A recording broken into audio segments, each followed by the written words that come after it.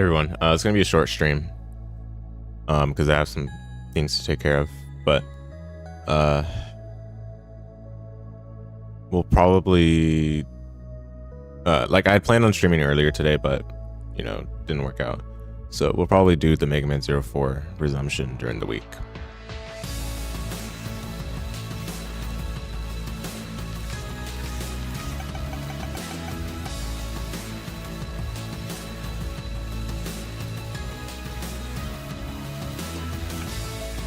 Spear is nice.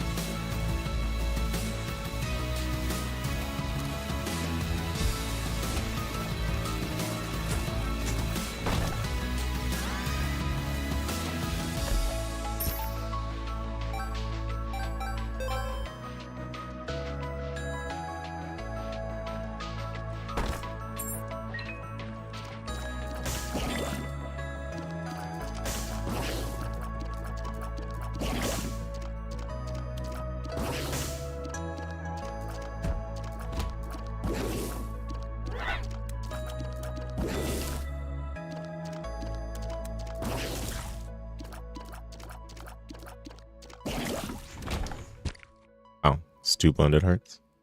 Crazy.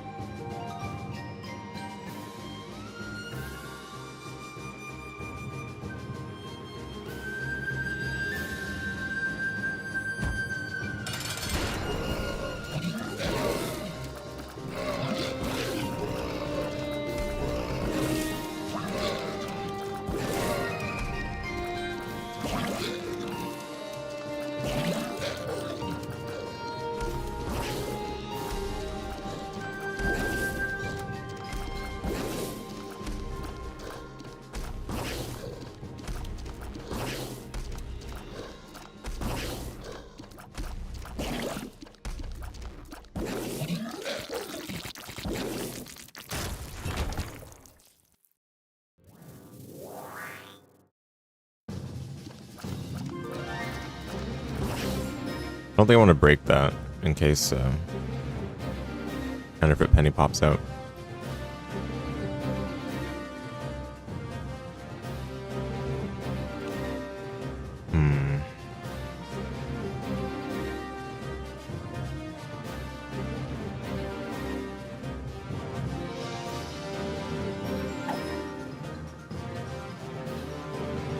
Hey, what's up, Robo? Thank you.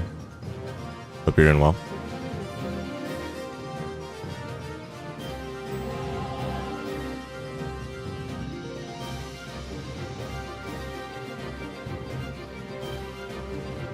Interestingly, I played a little bit of Hollow Knight last night. You know, just for funsies. And man, I mean, I don't think my opinion has changed at all. That's really all there is to say. I fought some of the dream bosses. It was kind of whatever. The platforming, I did the White Palace platforming section. That was definitely fun, but it felt like a different game, you know, if that makes sense, you know? Like, it didn't feel like the same game because, you know, that felt like something that would be out of like a custom mod or like a, like, you know, a Mario Maker kind of deal rather than like a Metrovania. Hey Shock, what's up? Talking about Hollow Knight. yeah, it's been a while. Yeah, I was playing Hollow Knight a little bit last night. I don't think my opinions change at all, but that's not necessarily a bad thing. Like, I think it's fine. Like, the game is definitely not bad. It's just, you know, yeah, that's just how I am, I guess. Glad to hear you had a good weekend. Yeah. Or no, I read this wrong. You had a nice weekend. I'm glad to hear that. That's good. Thanks, Silk Song. You figured you drop by for a bit. Oh, nice. Yeah, glad to hear. Yeah, hope you're doing well. Oh my goodness, this room. Yeah, I've been watching a lot of Silk Song. You know, I do feel like they just doubled down on all the stuff I didn't like from Hollow Knight. So it's unfortunate, but you know, it was probably bound to happen. I think my expectations were misplaced.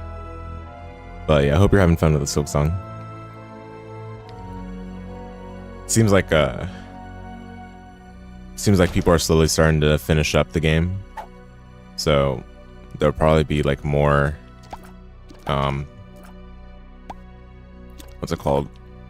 There'll be like more people talking about the game on YouTube and stuff after, you know, the avoidance of spoilers dies down, kind of thing.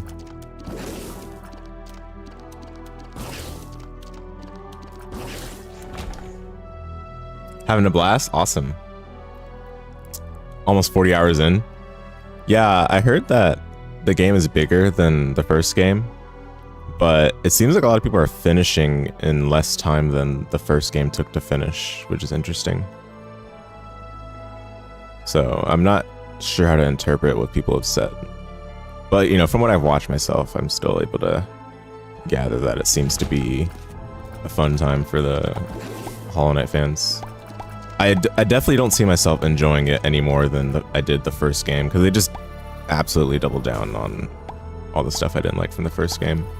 And then there's like a plethora of other things that I would have issue with. So, you know, but that's how it goes sometimes. I think Secret's still left.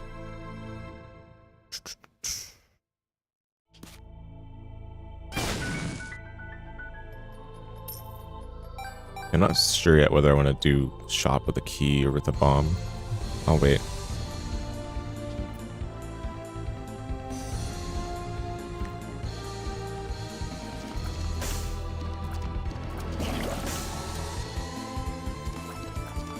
I think it's bigger, tougher, but a lot of people were really good at Hollow Knight, which helps the completion speed.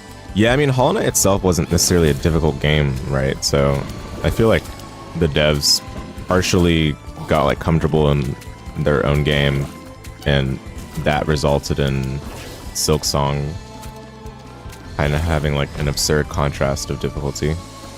Because based on interviews, it seemed like they didn't want to have that contrast in difficulty, but it just ended up happening because, you know, it was in development for a long time.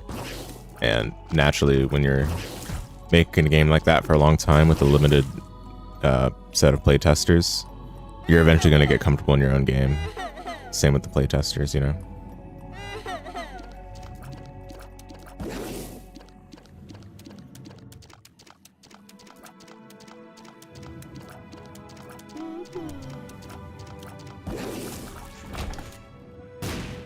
You're not serious, dude.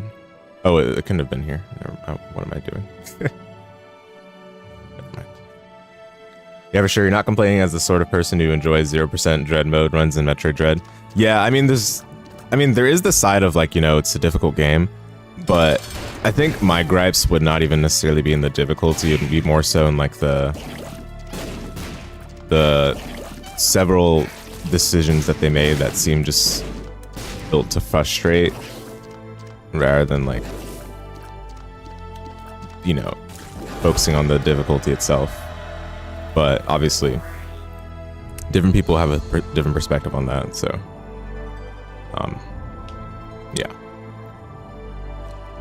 yeah, I mean, again, I can only go off of what I watched, but I've watched a lot. I probably watched like 70 hours at this point of Silksong, because it was across different people's playthroughs. And yeah, I definitely feel like some elements of the difficulty they went overboard on, and a lot of people will still like it, but a lot of people that found Hollow Knight to be difficult in an inhibiting way will probably not have a great time with Silksong. Oh my goodness, that's crazy.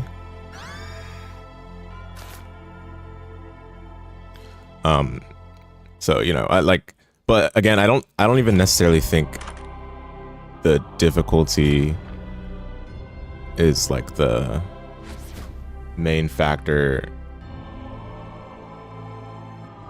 that I thought was like questionable about Silksong from what I watched. It was like, I don't know how to say it, but it's just like things that just looked annoying, you know, rather than difficult. But it's hard for me to really explain it concretely without playing it myself, like having it in my own hands. But I still feel this way even without having played the game.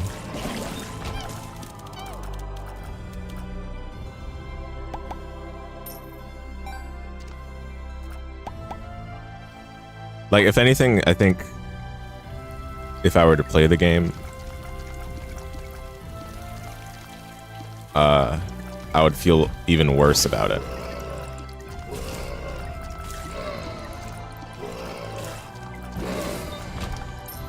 Yeah, but I don't know. I mean, you know, it's hard to collect thoughts sometimes. Oh dear. Library. Yeah, you remember I didn't like the map system and oppressive moody atmosphere of the original, and neither of those has changed much. Right, yeah. Yeah, that's definitely the case. And just in general, like a lot of the things that didn't sit right with me about the quality of life around the exploration, and especially the map, are like made even worse in Silksong. So like that alone like just compels me not to even give it a shot. Like, you know, if I know I'm just not gonna like it, then it's kind of toast, you know.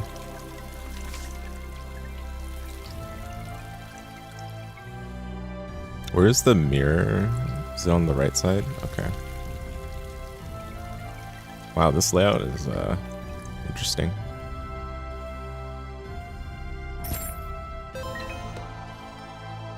Do you think the combat is better? Remember my saying that the original game's combo was too simple or something that made me get lazy with fighting? Silksong's combat is much deeper. No, yeah, dude. Yeah, Silksong, or Hollow Knight's combat I'm not a fan of at all. But when I played last night, I was using the spells and stuff. Like, I was just goofing around, and I found that fun. Like, it was solid. It like wasn't anything like, you know, that blew my mind or whatever, but it was fun enough. I would definitely complain less about it right now than when I first played, but it's not anything that would get me excited about booting up the game on like a random occasion, you know? I think I'm just gonna go in the boss room. Imagine going to fight Valo, but it's preceded by a gauntlet of 7 waves of combinations of the annoying flying birds that survive 6 hits, but also the floor is lava and Valo spawns birds. But you also get 3 shot by everything. Oh my goodness. Yeah, I personally think like they definitely have like way too many gauntlets in Silksong. Like, not even just like the fact they have too many gauntlets, but a lot of the gauntlets just It's like they ran out of ideas to put like obstacles in the game, or maybe not even like ran out of ideas, but like didn't want to go too crazy or something with the ideas because they felt like what they had in the game was already enough. So then they're like, okay, what can we do to, you know, add a little bit more playtime to the game, right? I don't know, like it's just,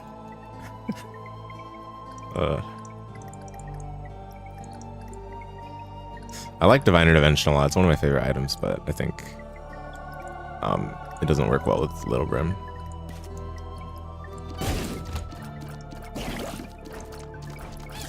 Yeah, there's so much I have to talk about Silksong, but like I've been a broken record about it on the recent streams.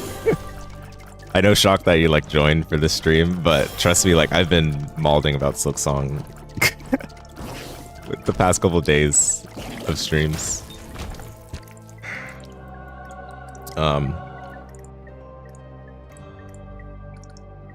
once you get all the spells, it's a bit better. Yeah. Have I tried any of the real endgame DLC bosses?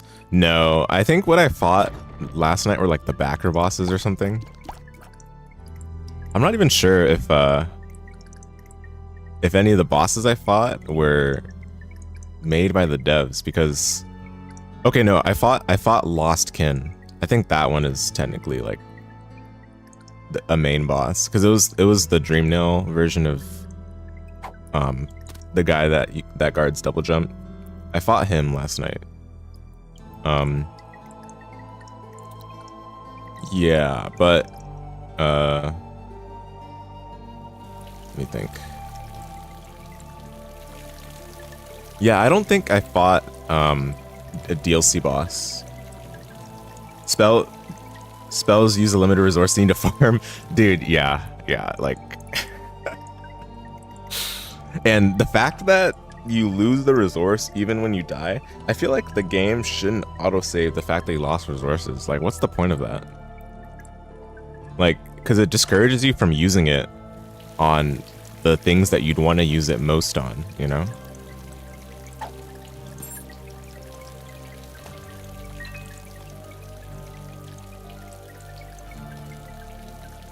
Combat rooms are really common. You also need to pay 100 dues every time you hit a tree just cause. No, you're good. Yeah, I'm totally with you on these things, dude. It's brutal. Some of the optional Hollow Knight 1 bosses are legit awesome. Oh, the Dream Boss, their base game, is the Soul Warriors that have like one attack. They're made by backers. Yeah, okay, yeah. So I think I fought like the backer bosses, because yeah, they basically all had one attack. Oh, you know what? I fought Lostkin and I fought Nosk. I don't know how I remember these names. But yeah, I fought both of those. I wish I could reach these. That'd be sick. So library or treasure room? I think library. Gotta be library, right? I can also get extra bombs from the key stuff, but it's fine.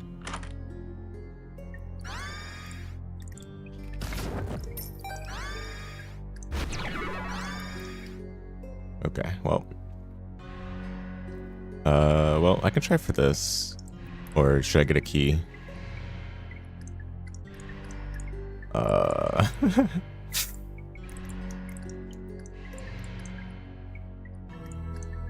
can get a key and then get the bombs back.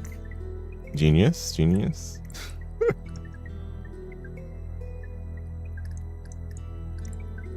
Yeah, let's do that.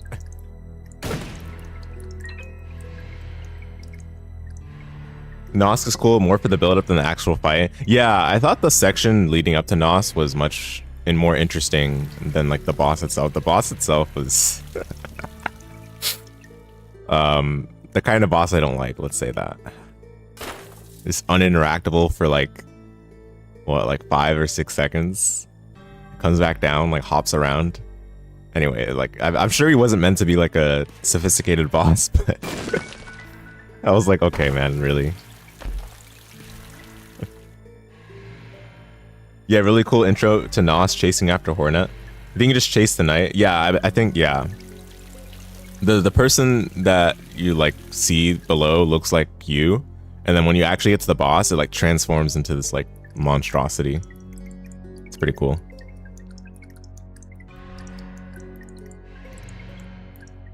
So secret is a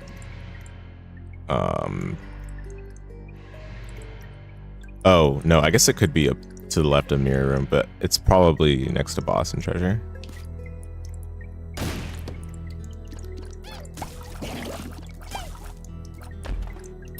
Oh, let's go. Well, okay, I'm gonna try out that room that's the left of mirror. It's probably not there, but it's worth a shot. Okay, let's go. Yeah, what else was I gonna say? Silksong, right? Okay, I guess I'll say a few things. So, I think the game is like too experimental for its own good. Like a lot of the things that they put in the like implemented in the game are like very fun ideas for like making a punishing game, right? A very brutal game. But a lot of these things don't work well in like a Metroidvania that's focused on exploring, you know, in my opinion. And I think beyond that, like, okay, here's the thing. The 2 damage per enemy and per hazard, I personally don't think is a problem. But it becomes a problem, or it becomes something that one would complain about when like the exploration features are really lackluster, right? So, you know, low density of save points, having to pay for like basic quality of life features. It feels weird to call it quality of life features, but like, you know, the mapping, the save points, you have to pay for those, you know, like when that all like adds up when, you know, your game is like punishing. When things are doing 2 points of damage, you start to feel those 2 points of damage. And I think a lot of people do like that. Like, you know, it's like the idea of, you know, loving punishment in a video game. Because I do feel like ever since the Souls games became popular, a lot of people have started to find appeal in that kind of thing. But again, this is the Metroidvania we're talking about, right? I feel like, I don't know, in a Metroidvania, I'm just trying to explore, and that's like where the difficulty is figuring out the path, right? Like Metroid games were never difficult in execution, in my opinion. Like, the challenge of Metroid games is figuring out where to go, right? But in Silksong, the challenge is sustaining your mental through all of the nasty things the game throws at you. Because to me, it seems that the devs don't want to give you any freebies. They want to actively make your like exploration experience like have the absolute utmost tension possible. Which again, there's an appeal to that, but it's very risky to do that, to say the least.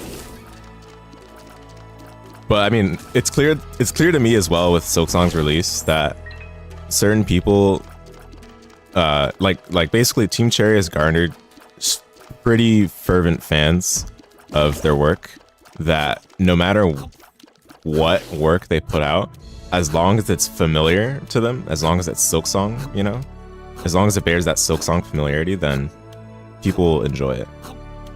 And they will accept it for whatever it is, pretty much, you know, which is fine. There's nothing wrong with that. But then we have to start thinking about, then we have to start thinking about the fact that, why are there so many champions in here, by the way? Then we have to start thinking about like the aftermath, the consequences. Unfortunately, with how popular Silksong is, devs will inevitably see Silksong's success and try to replicate it, right? Try to copy it. I mean, it's already happened like so many times with all these Hollow Knight clones coming out. Like if you go on Steam and look for like Metroidvanias, you'll see so many Hollow Knight clones, or Hollow-likes as we like to call them. And these clones are not necessarily taking the good aspects of Hollow Knight in their game. Let's put it that way. I mean, obviously there's the level of amateurishness to the quality of these clones, but even then, like, you know, we're probably going to start seeing more of that after Silksong's success. And I'm not necessarily excited for that. Swear it's designed like a Kaizo game or some kind of super punishing New Game Plus. And yeah, that's the thing too. Like, I want to like emphasize as well, is I do think there's a important contrast to be made between a difficult game and a punishing game. I recently made a tweet just saying that as well, but it was mainly just to air out a grievance. But yeah, I do think there's a distinction to be made between a difficult game and a punishing game. And I saw a Reddit comment that echoed the sentiment, and it made me realize, like, wow, this actually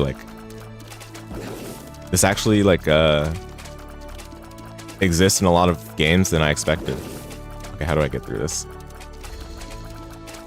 Oh my goodness. There we go.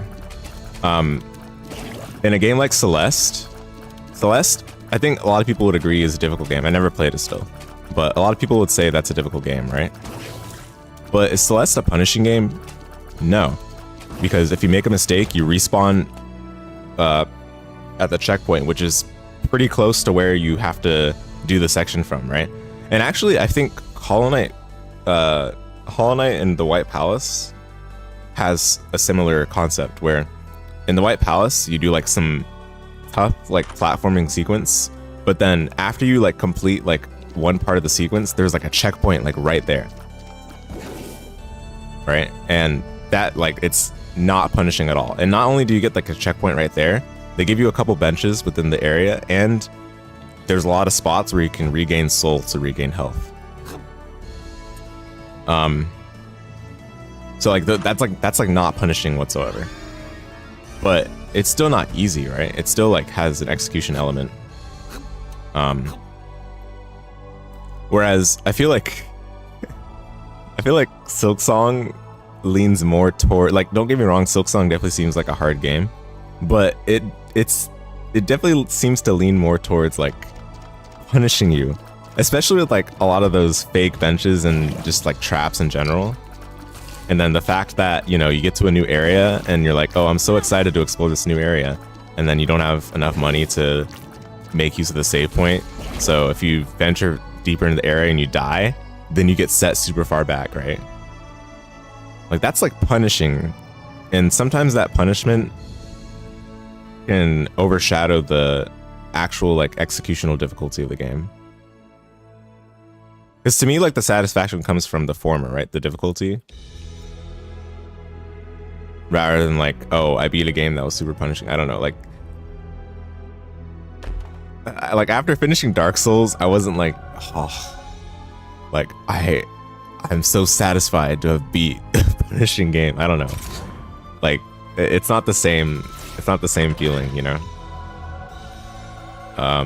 Whereas like when I beat like Umihara Kawase Shun for the first time, I was like, yes, I clutched it out, man. Like, that was hard, you know? But I mean, everyone has like a different satisfaction that they gain from that kind of thing, so it's obviously not the same. But because they're not the same, that's why I feel like the distinction matters even more between difficulty and punishing. Yeah, you think the damage... Oh, I already saw that. Yeah, the checkpoints in White Palace are basically any flat ground. Exactly, right? Oops. Oh yeah, the trap benches are crazy. Yeah. It's, dude, like, when I see that kind of stuff, like, it's like, okay, the game just hates you. You know? Yeah, you'll happily spend hours trying a tough but awesome and fun boss area. Yeah, exactly. Like, again, it's like, of course, different people see the appeal differently, but I do think it's worth making that distinction. If I can get school bag somehow, that'd be awesome. Secret was probably... Oh, okay, I guess Might not have been that room. It's probably here. Or not.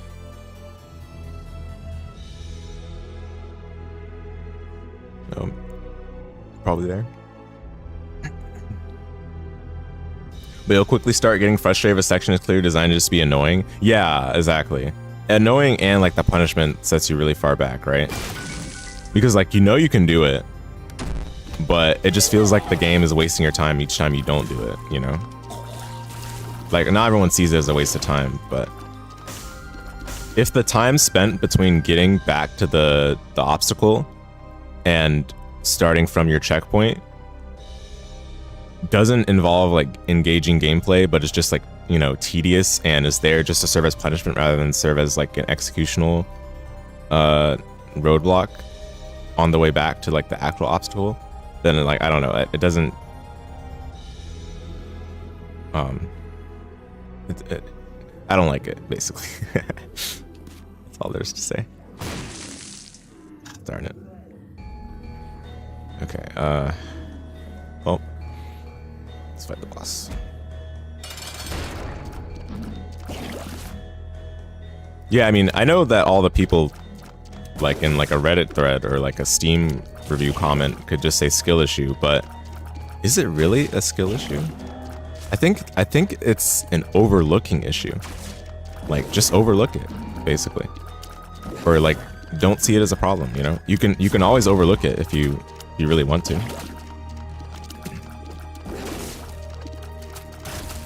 or you could just not see it as a problem, or you can be a fan of punishing games. But I don't think it's a skill issue in the sense that people usually say. And I know most people that say that are just joking or just trying to troll you a little bit, but it also just doesn't feel like an earnest attempt at a conversation. It just feels like a lazy dismissal. Like, aha, gotcha. What can you say about that, you know? Oh, there was a key beggar there. Oops.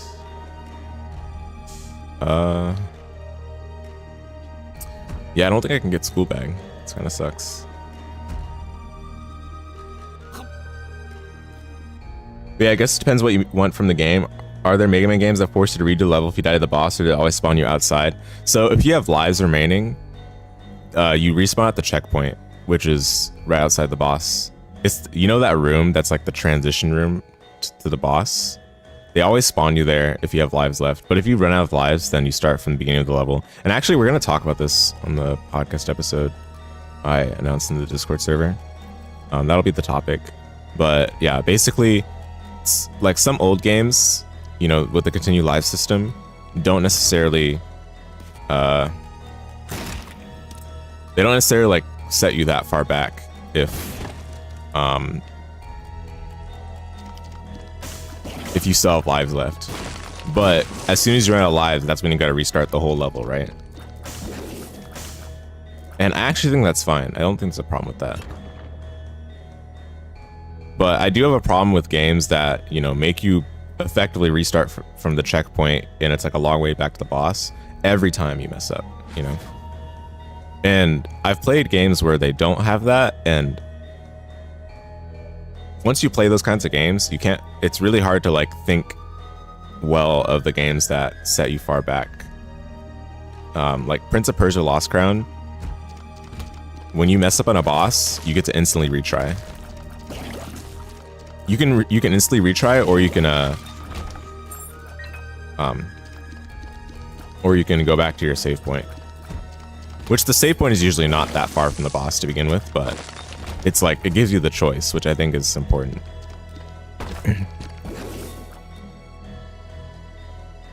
Yeah, and yeah, for Mega Man, I already answered that, I think, right? But yeah, even for that one, the way they design the bosses is clear that they want you to like experience the trial and error, right? They want you to oh, I could have farmed this. Oops.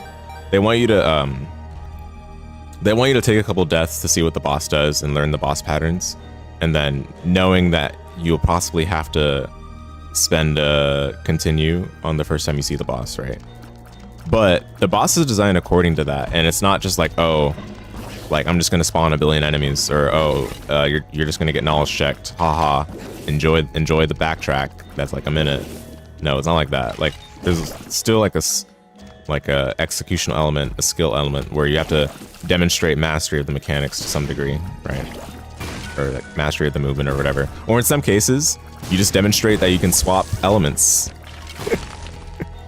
Just demonstrate that you can swap from thunder to ice. So skillful, right?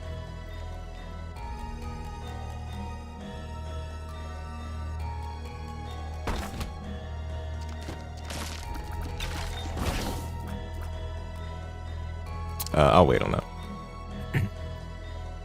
Yeah, anyway, yeah, I have a whole laundry list of problems with what I've watched of Silksong, but it is okay.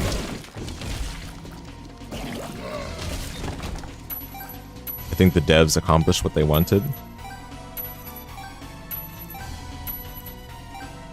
So...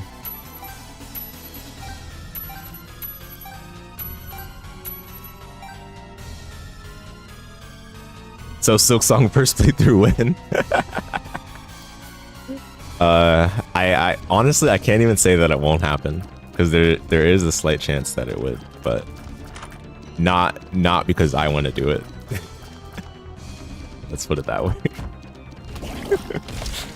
Because of peer pressure. If it happens, it'll be peer pressure.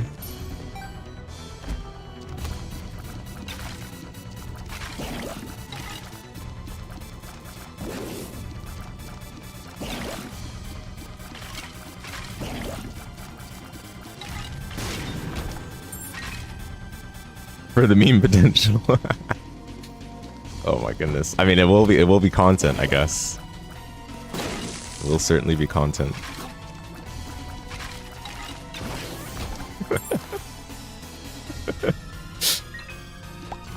That you wouldn't wish that upon me? Yeah, I think, honestly, I don't think it would be bearable. If I played that game, the mold would probably be unbearable to watch.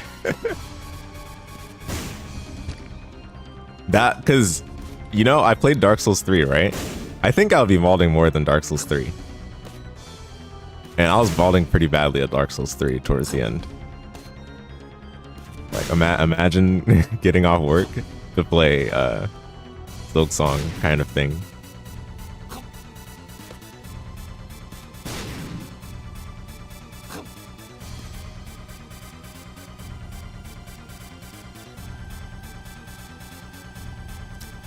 Just embrace the crash out. Yeah, that's what my friends would definitely say. 100%, yeah. Speaking of Celeste, though, highly recommend. Oh, for sure, yeah. I mean, you know I'm gonna play it. But you also know that as soon as I play it, it's over for me. You know that, right? Like, that game is absolutely gonna destroy my life if I play it. As if that hasn't happened already with some other games, but... You know, we don't talk about that, right?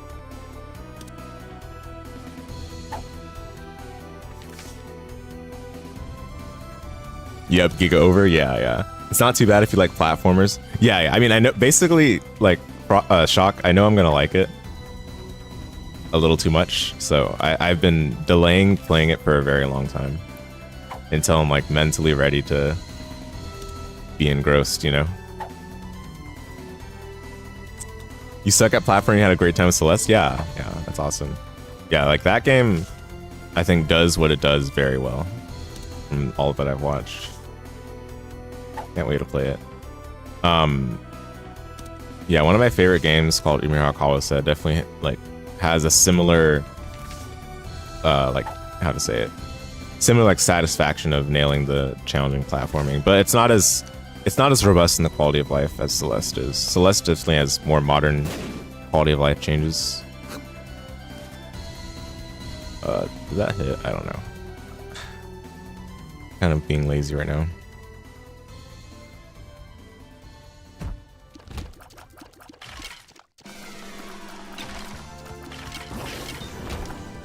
Okay, there's a bomb.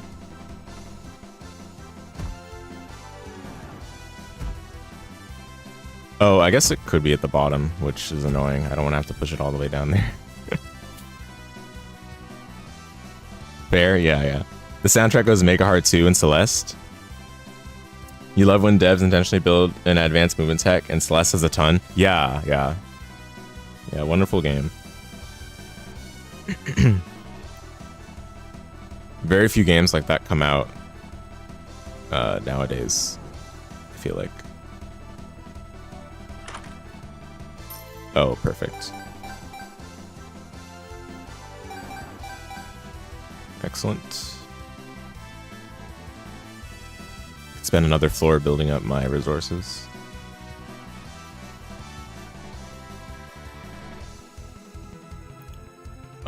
Do I want to get Lost Fly? I actually kind of do.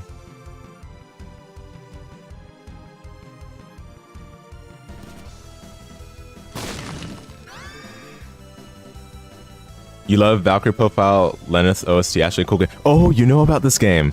Oh, that's okay. That's the, is that the soundtrack you're talking about, or is another game? Was it Celeste? But yeah, no, yeah, dude. I played Valkyrie Profile, the PS1 version, like a month ago, and immediately fell in love. I think it's like legit one of my favorite games now, Valkyrie Profile. But I didn't play Lenneth. I know Lenneth has some differences. I don't know all the specifics, but yeah.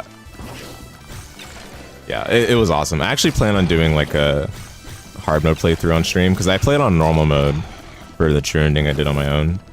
I want to play it on hard mode, because I know hard mode has more content.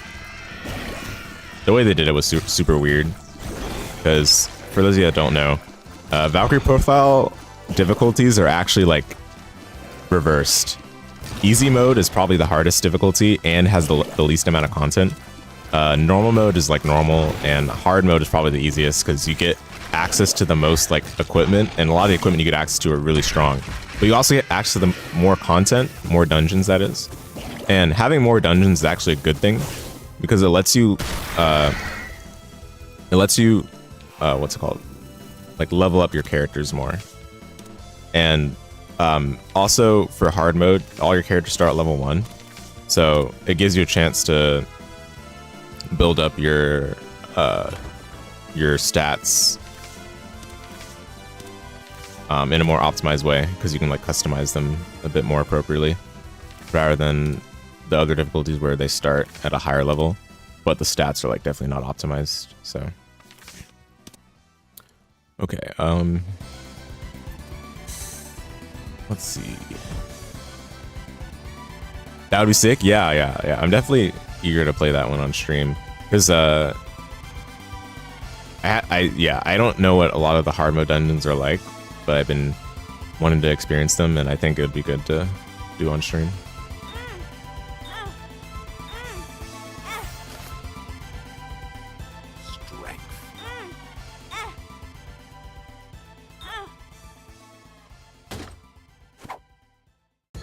No pills, because I need to do Forget Me Now.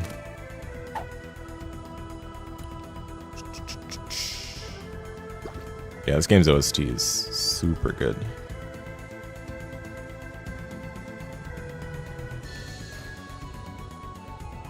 I was trying to do uploads of them on my music channel, so that's why they're playing right now, or that's what they're playing right now from. But I haven't finished it, so because there's an upload limit that YouTube has on new accounts right now, sadly. And all the uploads that exist on YouTube currently are not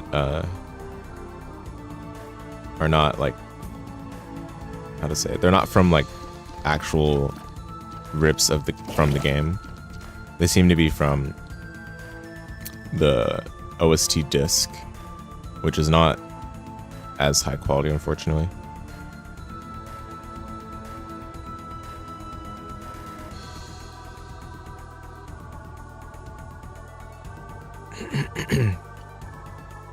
So, I had to go all out.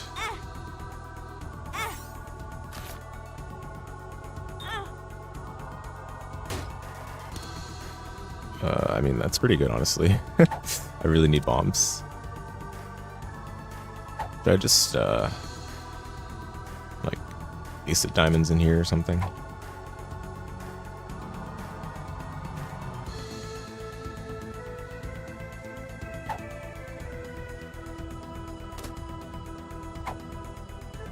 Let's take a little bit to place everything properly. Isaac moment.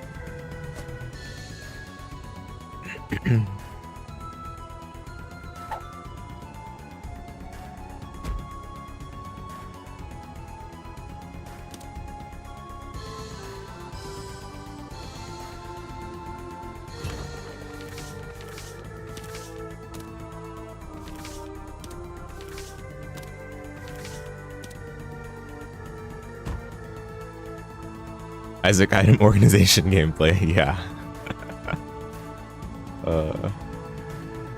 It's charming, but at the same time, definitely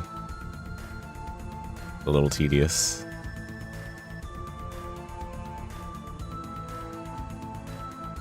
Isaac needs fast travel right now. I mean, there are mods for that. Yeah, the things you do for efficiency. I mean, yeah, this is like all self-inflicted. It's not like you have to do any of this. I mean, at the end of the day, I'm getting like a couple coins from this, realistically. So it's not even gonna really do that much. But my resources are lacking right now, so I'll take a couple extra steps to help push towards that end. I should actually play... Oh, never mind, yeah. It's fine, I'll get a random gold penny, end up with a bajillion cash. Yeah, hopefully. I mean, I should have farmed greed. I had a chance to with the full card, but I messed up. It's okay.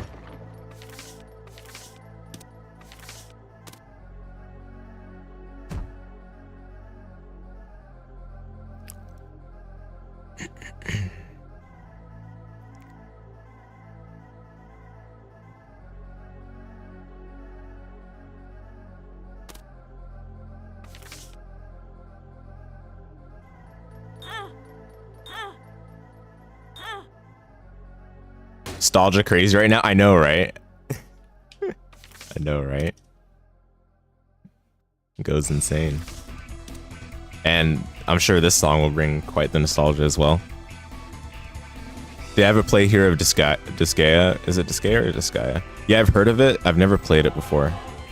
It's another one you played a bunch on the PSP. Oh, sick. Yeah. Yeah, I've heard of it, but not played it before. Yeah, Super Secret's probably down there. Realistically, I should push the stupid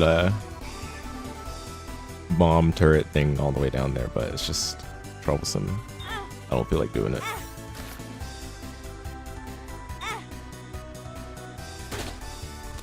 Okay, dude, can you pay out already? Oh my goodness. Alright, I'm just gonna have to start pushing right now.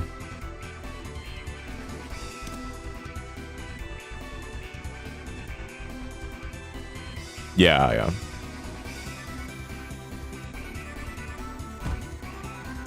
You really need to try Isaac at some point.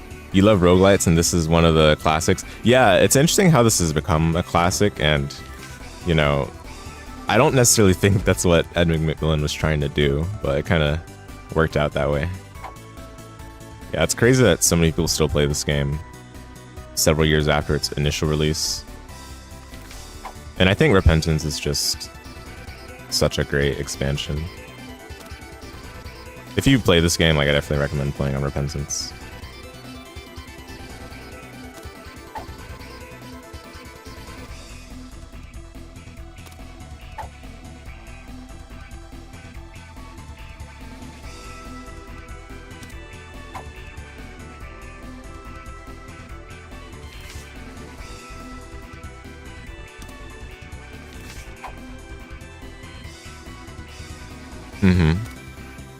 The roguelite does everything well. Yeah. Like, you'll have to get around, like, the fact that the game doesn't tell you very much at all.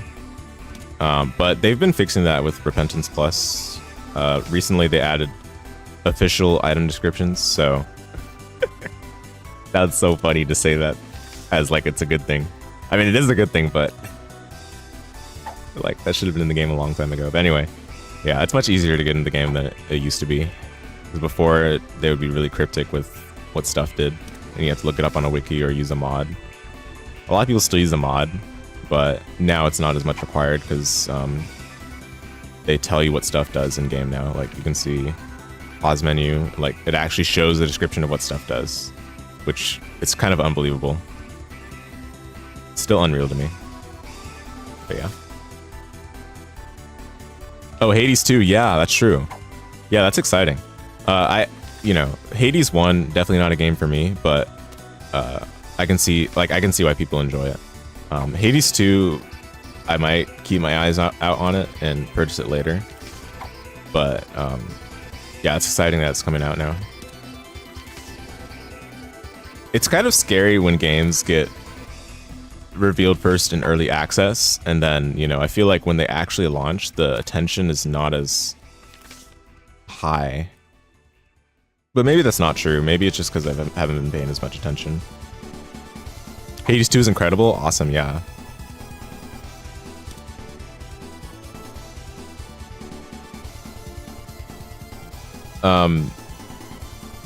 You'll have to finish Hades 2 first, but this one is on your list for sure. You got almost 100% save on Hades 2. But you want to get the full story experience, so you'll be starting a fresh file when 1.0 comes out. Yeah, that's I think I've seen a lot of people say the same thing that they'll be doing. So that's interesting. I guess. Yeah, because I know that like for BlazBlue entropy effect as well, a lot of people did a similar thing, and actually it was funny too because a lot of some of the reviews from like early players of it's not there really. Wait, what?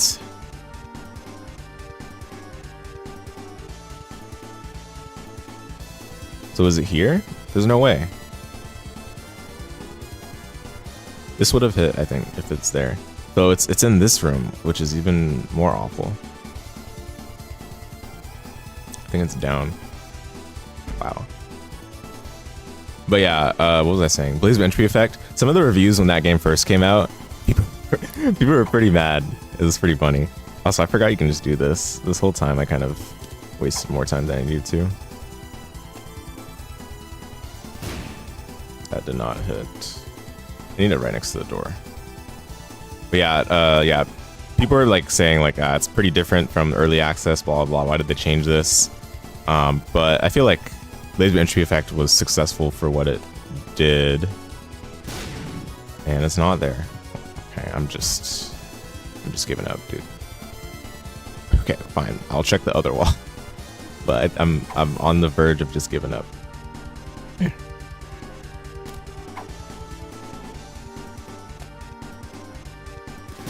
Yeah, I can't reach. I'm not fast enough. Oh well.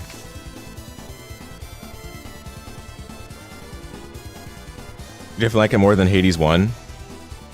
You guys can kill the hyper, increase it if EA went well. Yeah, it definitely depends on the game, right? Because for Satisfactory, I think it helped.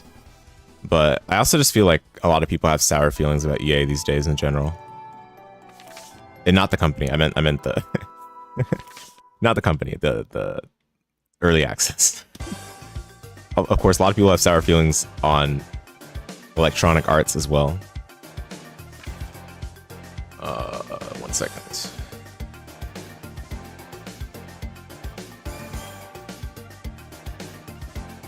Okay.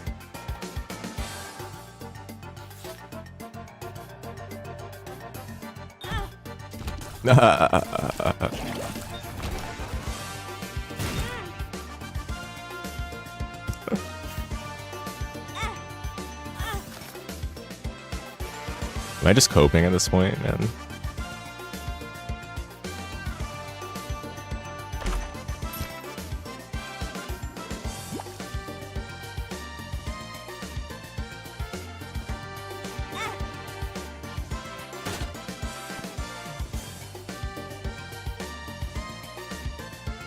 Out of curiosity, have I tried any of the Risk of Rain games? I've not. I had a friend that told me to stay away from Risk of Rain 2. Is that something that seems reasonable?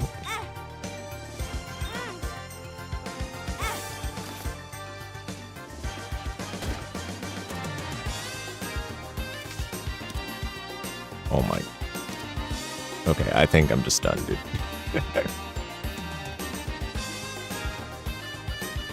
How is this guy not paid out already?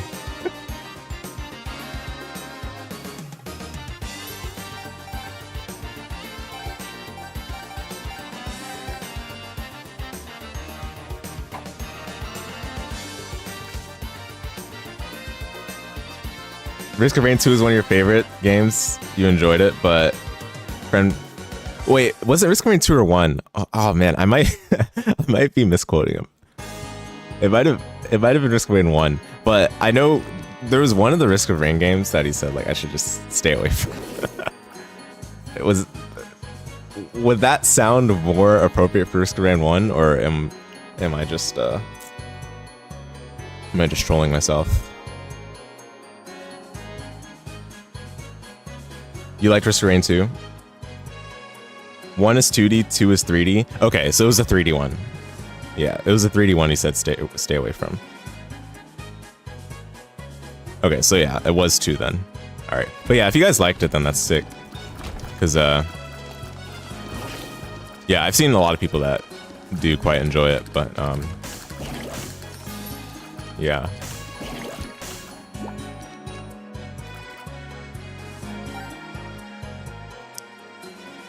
Two is kind of addictive at times. Both are basically kill mobs, power up, etc., etc. Did my friends say why I should avoid 2? I honestly don't remember why.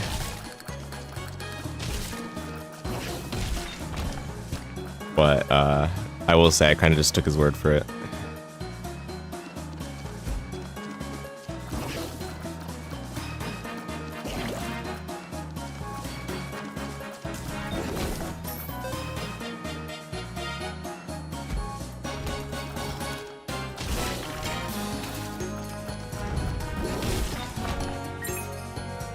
Pretty fun co-op. Yeah. I mean, I do think there's an element of like, you know, if you're playing with friends, it can be a lot more fun. That's always a factor to consider.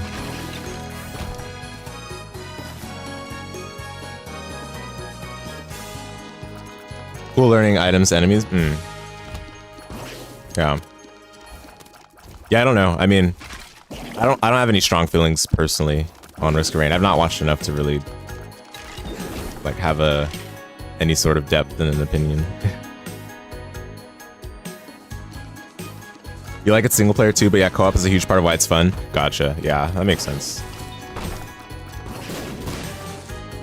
Yeah, that's not a bad thing. I mean, those games can definitely have an appeal.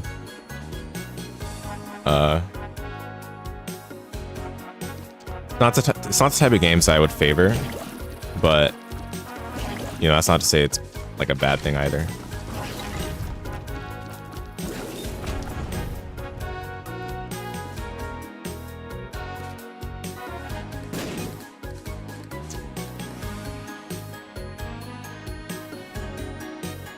The key count has been pretty poor this whole run.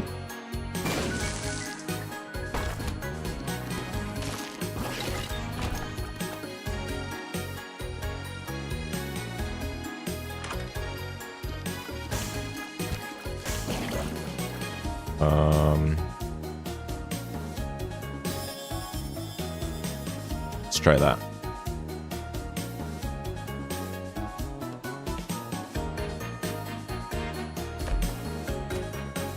Yay. Oh, you know what? Actually, were there any bomb rocks?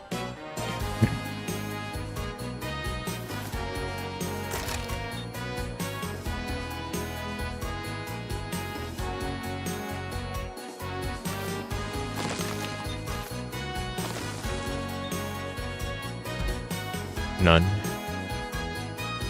Did I settle on the name for the podcast? No, not yet. A couple of the guys had some other name ideas, but we haven't settled on anything. It'll most likely be whatever whatever the highest voted name is. Yeah.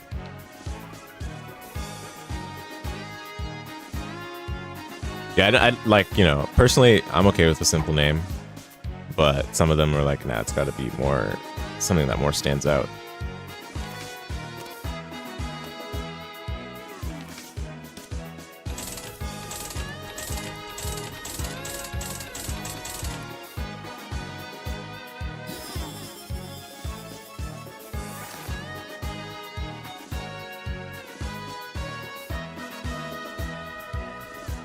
Mm-hmm.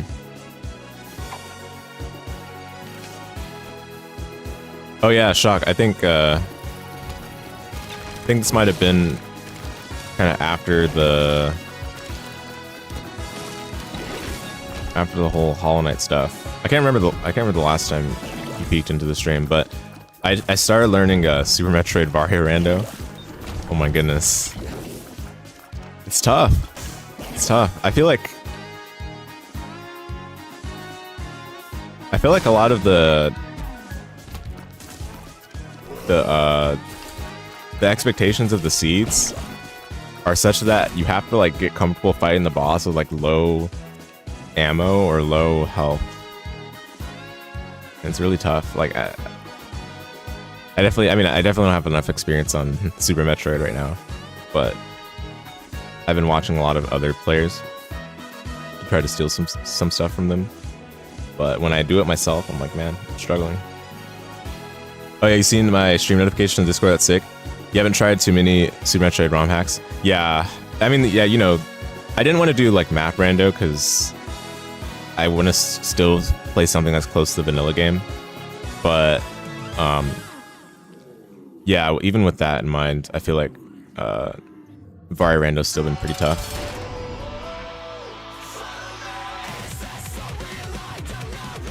Not sure if this song gets copyright struck.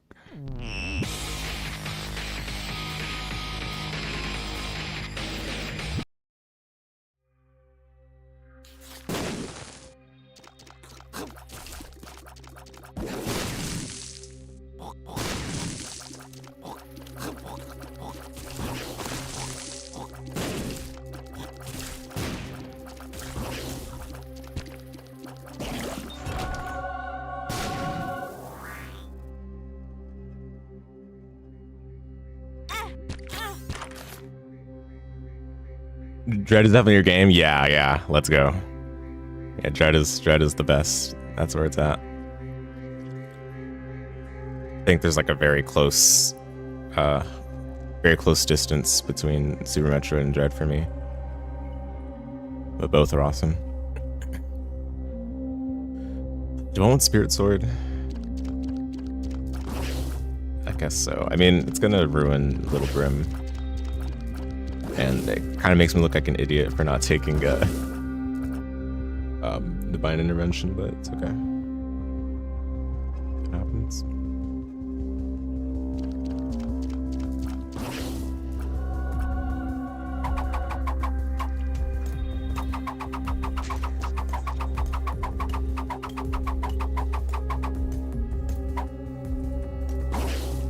That can still work if I hold the button, I guess.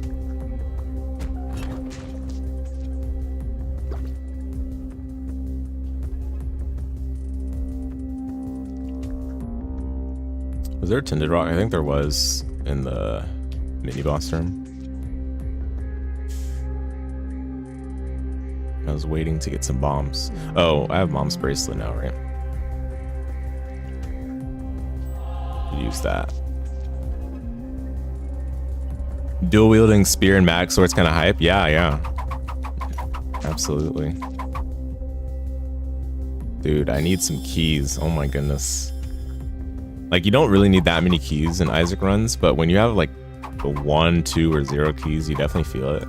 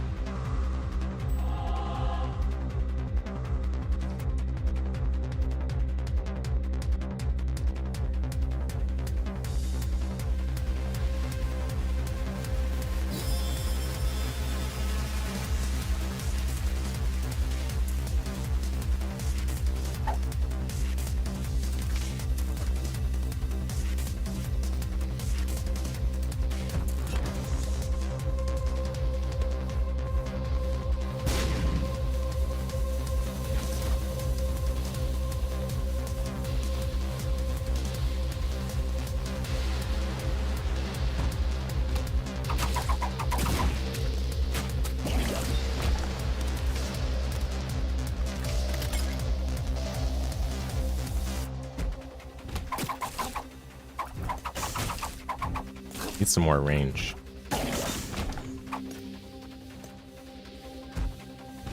Yo, planetarium. Dude, that enemy is so toxic.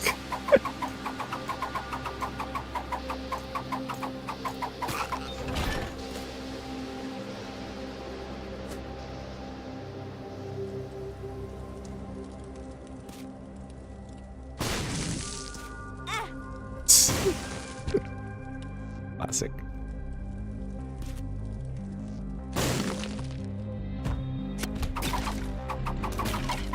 That was not worth it, but it's okay.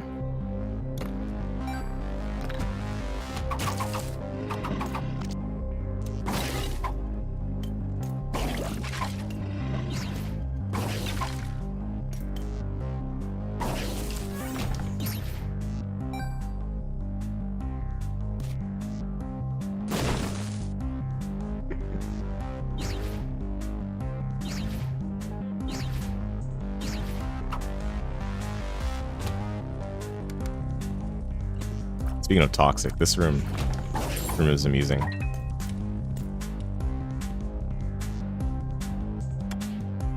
Surely I get another key, but I'm just gonna go into planetarium first. And hopefully I don't get punished. Oh, that's the best one.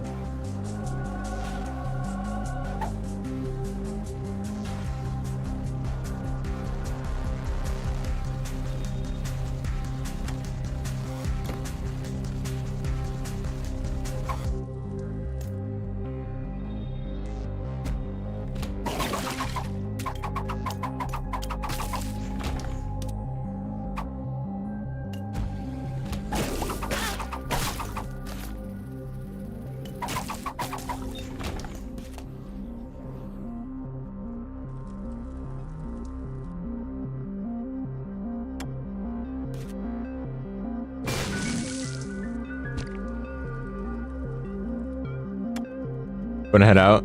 Yeah. Nice catching you again, Shock. Thanks for hanging out. Hope you have a good one. Enjoy the rest of the Silksong and other games.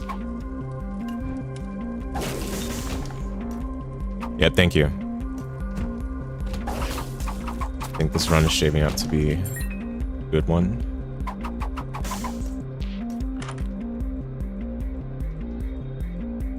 Oh my goodness. Key issue.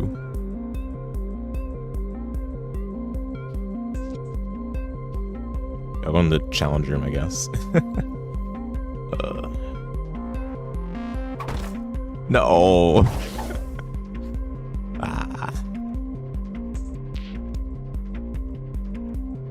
Come on, shell game. Surely.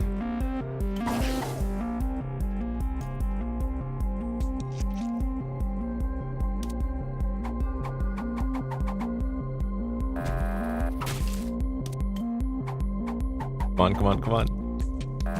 Oh, come on. I just need one key.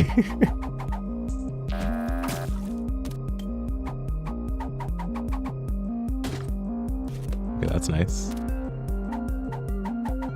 How about some keys?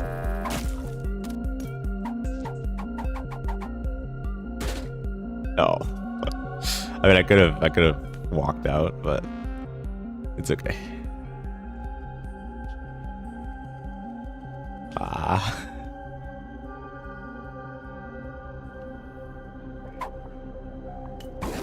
Are we ever going to get a single key for longer than one floor?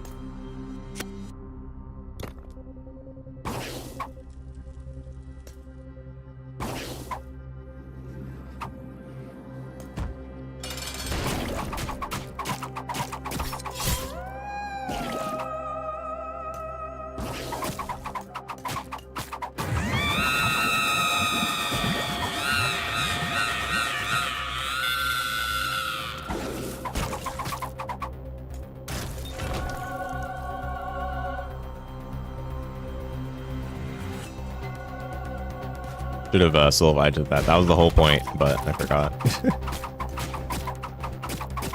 Okay. Will of Isaac.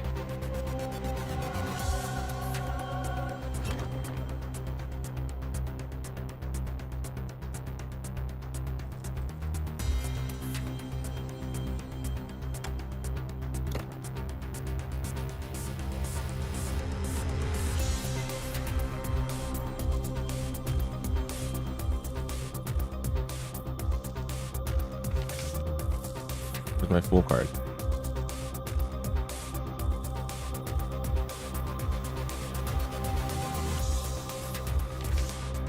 There it is.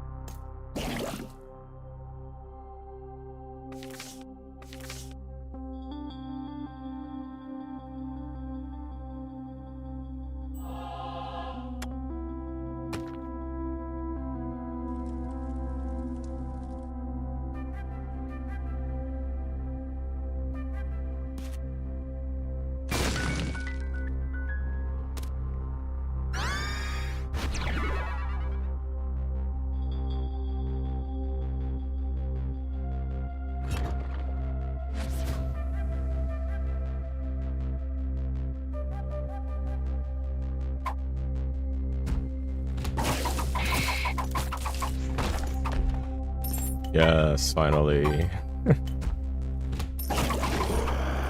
At last.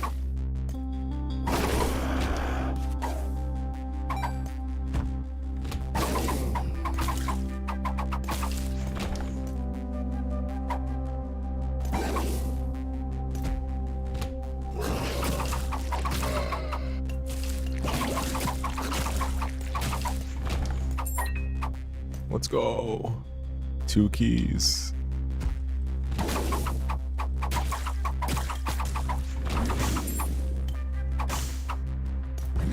Three keys.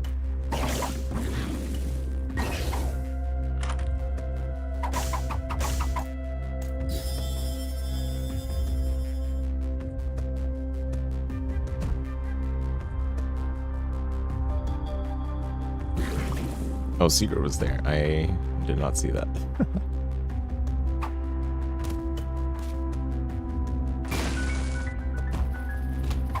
I got too excited to see the key.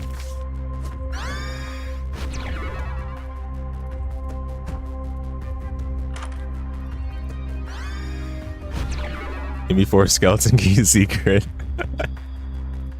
Oh, that would be brutal. Oh well, yeah.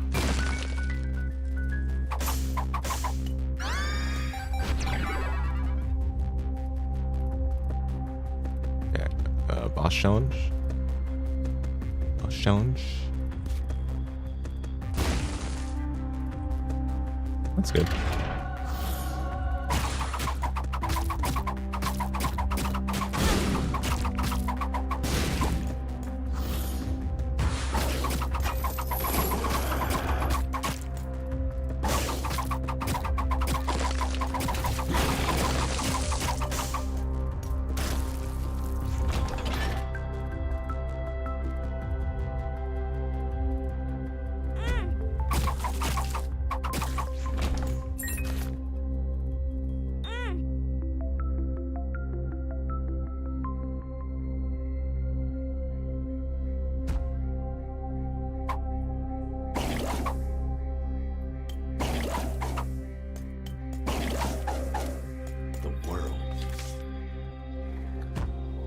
Sacrifice room.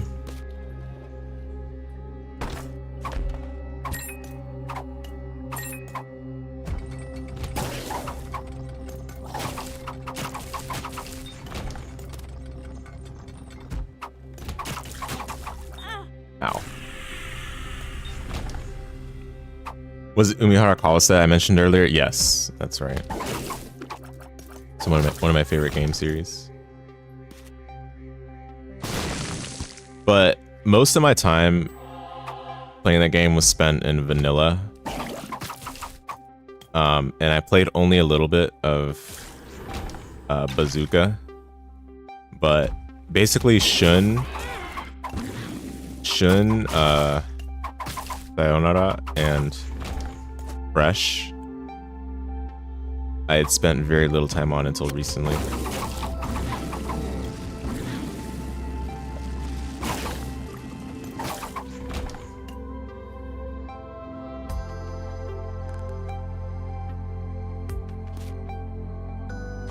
There was a run of it on a speedrun channel called Channel Rerun.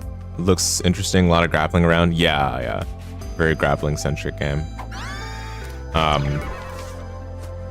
Yeah, it's pretty much like your standard indie game in terms of like building off of a relatively simplistic mechanic with intricate level design. But the mechanics with the grappling are very difficult to grasp when you start. It's very like physics oriented. So when you start to get used to the physics, then everything else in the game becomes like really open and starts to make a lot more sense. But until then, it's like very tough to grasp, I would say. Ooh, backstabber.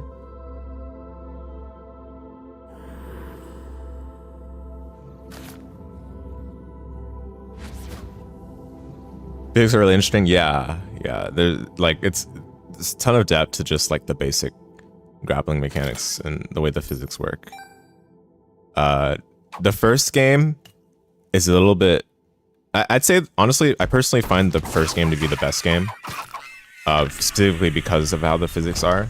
The physics allow for the line to be like to have a lot more tension and give you a lot more freedom where you can move. Or I shouldn't say more tension. Like it's basically the line is more like flexibility. I think that's the way to put it. Best way to put it. It's not. It doesn't actually have more tension than Shun, but it has like a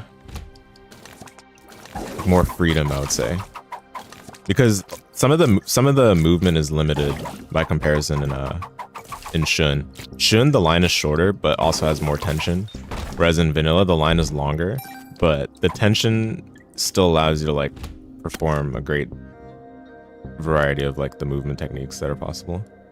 So it's like not that bad, you know.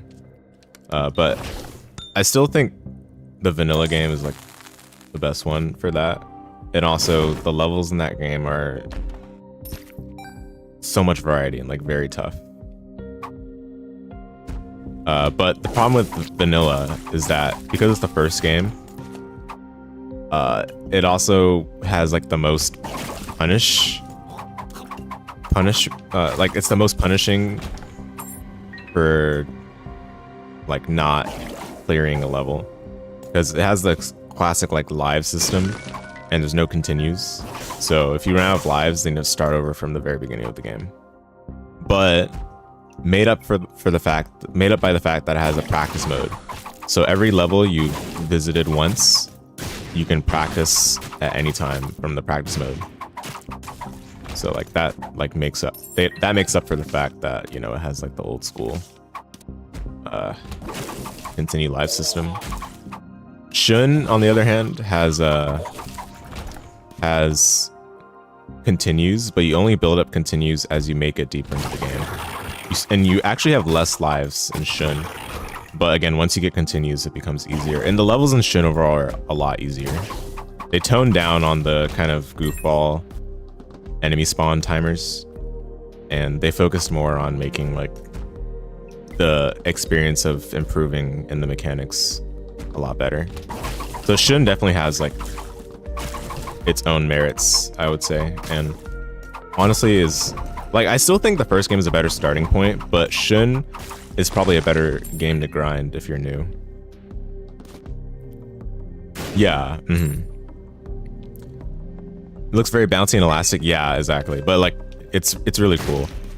You can extend or contract the line by pressing down while it's being attached to a surface, and that alone just like makes it have so much depth.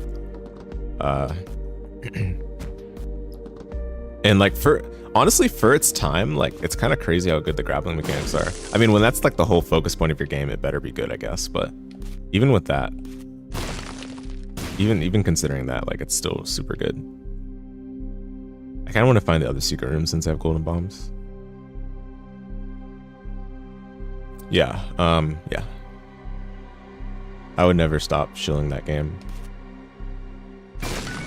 But definitely get it on sale. It goes for really cheap on sale.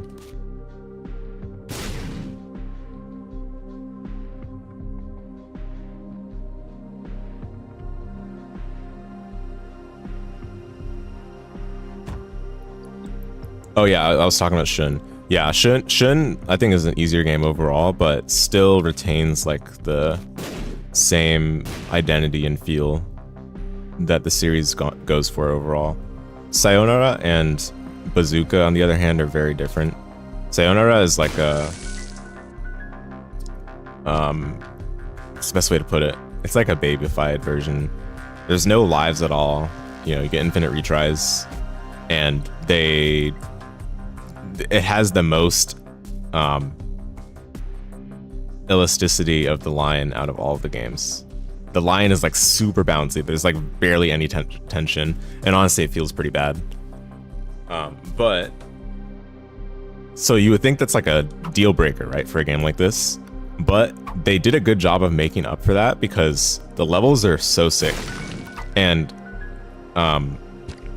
Sayonara has like the best, like I would say it has the best level design, because a lot of the levels you would think it's like, oh, it's like very simplistic, but the way they like build upon the simplicities of the mechanics themselves is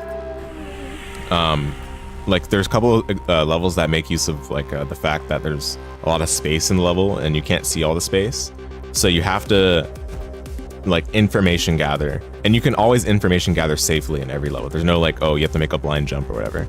You can always information gather safely, and information gathering is like a whole interesting part of the game itself. It's super cool. So yeah, there's that, and then the fact that Sayonara also has bunny hopping, and the bunny hopping is so sick.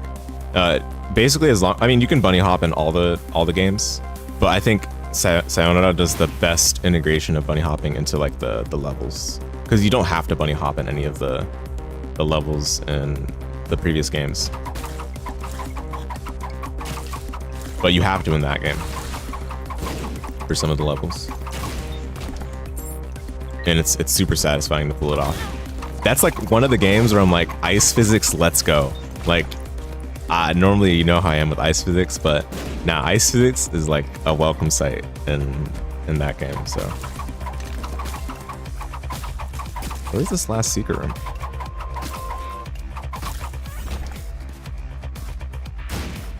Bruh? Oh, okay. Yikes. Oops. Dude, come on. Like mapping out the level first before committing to a jump? Yeah, exactly. And you get infinite retries anyway. So even if, you know, there was like a stupid blind jump, which there never is, then, you know, you could just retry automatically. Or not automatically, but right away. I already found it. I'm silly. I just cleared those rooms for no reason. That's okay. Yeah, it's a cool thing about physics-based games sometimes. Hard but rewarding to master. Yeah, exactly. And, you know, if you definitely just want the like least punishing experience, Sayonara has the least punishing progression of levels in that regard. And then Bazooka and Fresh are kind of, I would say they're like spin-offs. They're their own thing. I don't know if I would recommend them. Like, they're not bad, but you it's not really guaranteed that you like them based on liking the other games. So yeah, but you know, if you do your own research, then I personally still like both of them, but they're definitely very different, and they've still got like, you can still tell they're like Umihara Kawase games, but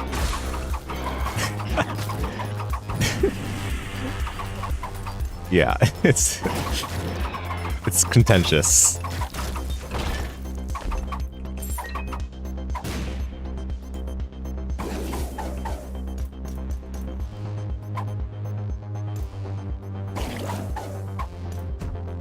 think Vanilla has been at GDQ once.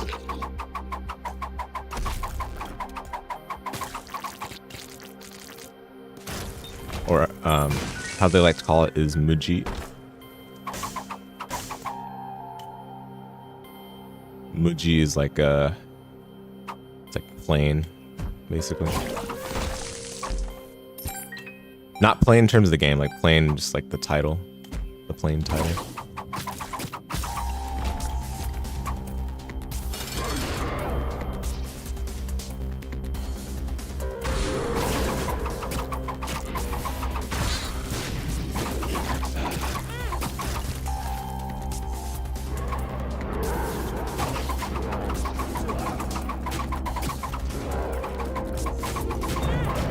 Really?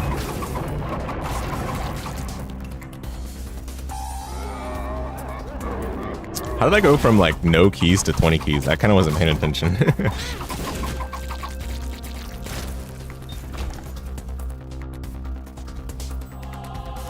Let me charge up the book.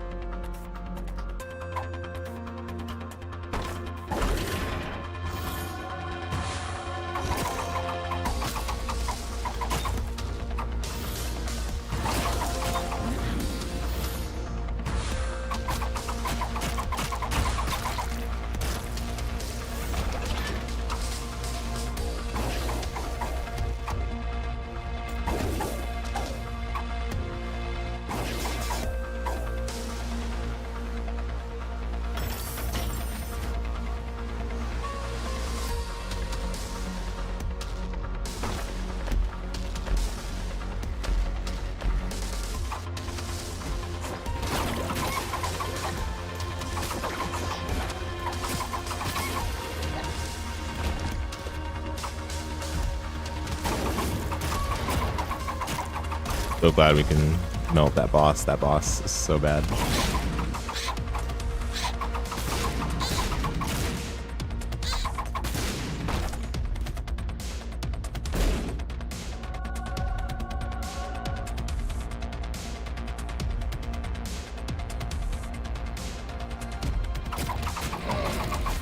Yeah, it's funny you mentioned Umi Arakawa set. You saw it on a pre-run. Because very recently I was trying to grind Sayonara a little bit. Just to see if I want to do a run of it later on. Because, you know, I'm kind of bummed about Aria. Like, I can play Aria on my laptop, but I don't have an ample stream setup from my laptop. Like, I can stream from it, but it would just be like way worse.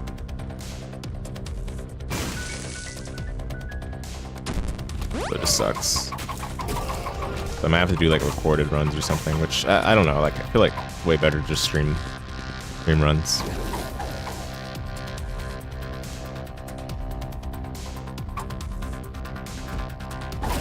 It's weird too, because I can play Soten Rando just fine on BizHawk, but it's literally just like stuff from the GBA core of BizHawk that is like really poorly running. Runs really poorly.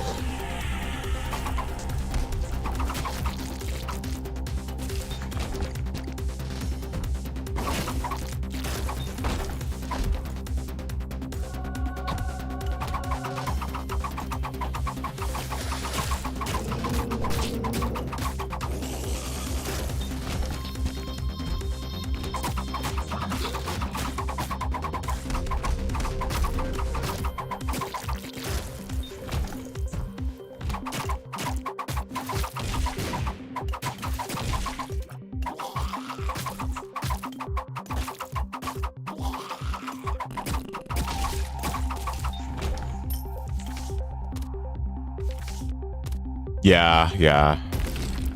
I'm hoping to. Just that there's not a lot of like troubleshooting information because it's not like a commonly used software for emulating.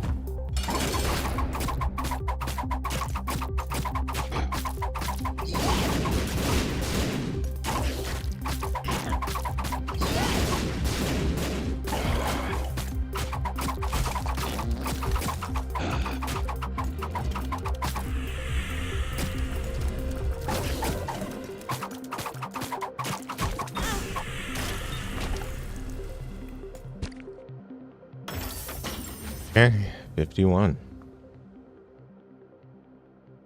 All right, that's gonna be all. I can't stream for much longer without not getting done what I need to today. So, thanks for watching, folks. Thanks, Robbo.